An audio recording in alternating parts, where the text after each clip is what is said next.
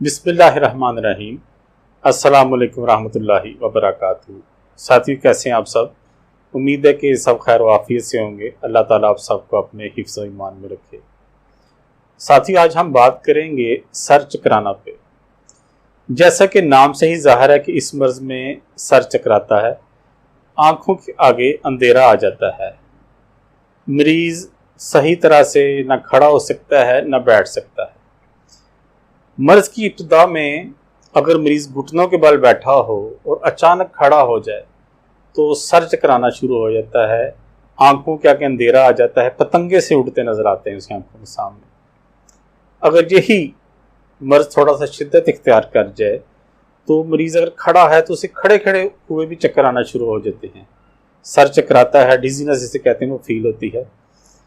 मर्ज़ अगर मज़ीद शिद्दत इख्तियार कर गया है तो मरीज़ को बैठे हुए सर चकराना महसूस होता है, ज़मीन घूमती महसूस होती है।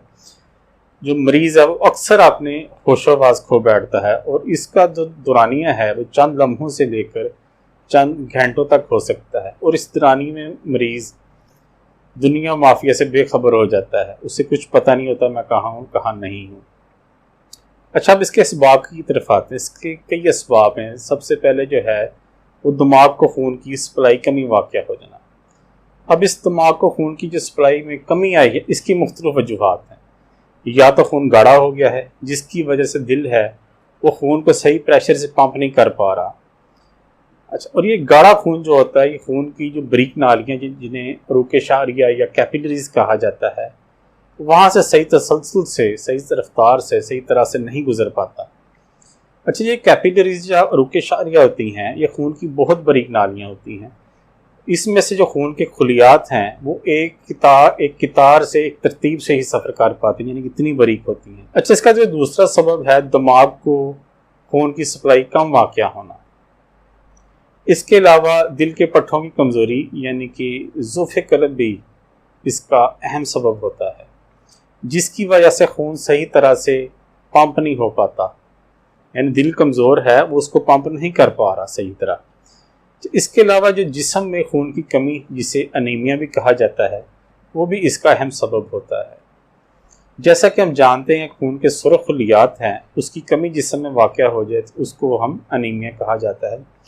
और यही खून के सुरख खलियात हैं पूरे जिस्म में ऑक्सीजन को कैरी करने का सबब बनते हैं। अगर इसी की कमी होगी तो दिमाग को ऑक्सीजन की कमी हो जाएगी, तो इसी से भी ये चक्कर आना शुरू हो सकते हैं। अच्छा, इसकी एक और अहम वजह दिमाग की झिल्लियों की सोजिश है वो भी होती है। अब हम इसके इलाज की तरफ आते हैं। अगर तो दिल कमज़ोर है तो इस तरह का एक बड़ा सा मज़ेदार सा नुस्खा है, वो बनाइएगा, खाइएगा, तो उससे इंशाल्लाह दिल को कुव्वत मिलेगी। वो है मुरब्बा आमला लें, सेब का मुरब्बा लें और गाजर का मुरब्बा लें। ये तीनों ले लें 100-100 ग्राम। आमले में से गुठलियाँ निकाल लेनी हैं और फिर 100 ग्राम हो। सेब का मुरब्बा है उसके अंदर से साफ़ कर लेना है, बीज और थोड़ी सी गुठली सी हल्की होती है वो जो, उसको साफ़ कर लेना आपने। वो साफ़ करने के बाद उसका गुद्दा वो 100 ग्राम होना चाहिए। ये सब चीज़ें 100-100 ग्राम हो तो आपने इसमें 1 तोला कुश्ता मरवारीद डालना है। ये आपको बाज़ार से तैयार मिल जाएगा, किसी भी अच्छी कंपनी का ले लें, वो डालना है। और एक बड़ी दफ्तरी वर्के चांदी की कॉपी से आती है, उसे दफ्तरी कहते हैं, बड़े साइज़ की है, वो आपने एक डालनी है। ये सब डाल के आपने इसकी अच्छी तरह कुटाई करनी है, इतनी कुटाई करनी है कि सब कुछ यकजान हो जाए। इसके आपने 1 से 2 बड़े चम्मच जो हैं वो निहार मुँह लेने हैं, या खाना खाने के 2 घंटे बाद आप दूध से ले लें। अगर तो खून की कमी है तो बकरी की कलेजी, चुकंदर, फल, कच्ची सब्जियां, सलाद, इस तरह की चीज़ों का वाफर इस्तेमाल करें। शोरबे वाली ग़िज़ाएँ वो खाएँ।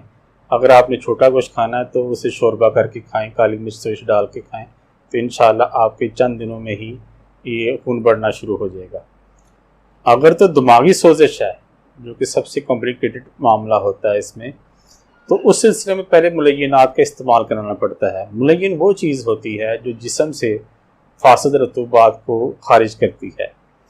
उसके बाद हम ऐसी अद्वियात इस्तेमाल कराते हैं जिससे दिमाग को कुव्वत मिले। अच्छा, जब दिमाग को कुव्वत देने के लिए एक नुस्खा है बहुत ज़बरदस्त, उसके बहुत ही ज़बरदस्त नताइज हैं और ये अक्सर झिल्लियों की सोजिश भी दूर कर देता है। تو یہ نوٹ فرما لیں. آپ نے اس طرح کرنا ہے، ہرڑ، بہیڑا اور آملہ، یہ 3 چیزیں لینی ہیں، انہیں صاف کر لینا ہے.